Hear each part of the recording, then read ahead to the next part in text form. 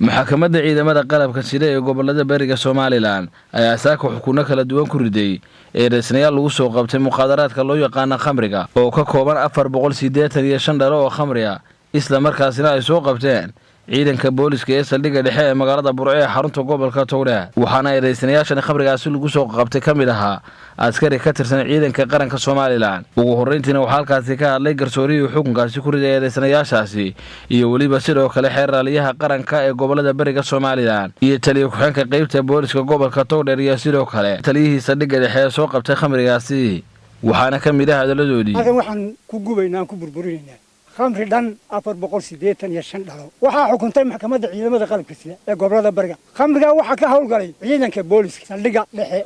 khadar khamriga waxa lagu qabtay 3 eedeysane dambiilayaal oo laba ay lahaayeen mulkiyada midna uu ahaa gaarigii lagu soo qaaday oo kireeystay maxkamaddu waxay ku xukuntay dambiilayaasha min 3 sano oo xarig iyo min 3 milyan oo garax lacagada waxa kale ku xukuntay gaariga qiimihiisii in 5% ganax waxa ku jiray oo hogaamiye ka ahaa nin la yiraahdo Cabdiqani oo ciidanka qaranka ah taas ay keento maxkamadda ciidanka keentay ciidamada qalabka sida waxaan uga digayaa intaan maqlaynaha maqlaan ciidanku inuu khamriga faraha kala baxo ninka lagu qabto saambowta maanta ay taariikhdu tahay 30 bishii koobaad 2018 waxa maxkamadda ciidamada iyo xeer ilaalintooduba halkan ay ku gudanayaan waajib sharci oo qodob sharci ah oo ku binaysan xeerka muqaadaraadka ee xeerka 2022 waxa halkan maxkamaddu u timid in lagu burburiyo khamri lagu soo qabtay dad shacab ah iyo ciidan wada socda ayay maxkamaddu ku soo xukuntay xukunno ciqaabeed oo kala duwan xukunada waxa kamid ahaa in la burburiyo khamrigii lagu soo qabtay dadkaas eedeysanayaasha ay maxkamaddu ku xukuntay oo dhan 485 litir khamriga waxa la soo geliyay magaalada Burco ee gobolka Togdheer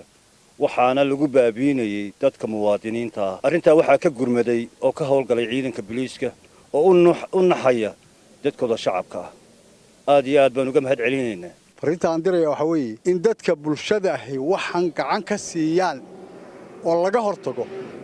waa aafo hadaan loo midoobin aan la qaban karayn weey waxaan u mahadnaqayaa saldhigga dhexe Khadar Faarax iyo ciidankiisa waxaan u mahadnaqayaa bulshadii naga gacan siisay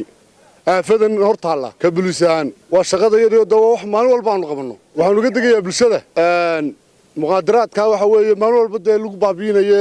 la soo gelinayo ee caadada laga dhigtay inay ka fogaadaan muddooyinkii ugu dambeeyay ciidanka booliska ee gobolka Togdheer ayaa si weyn waxay ula dagaalamayeen muqaadaraadka loo yaqaan khamriga ee la soo geliyo guud ahaanba gobolka Togdheer Ibrahim Faarax Macaan iyo Cable TV Burco.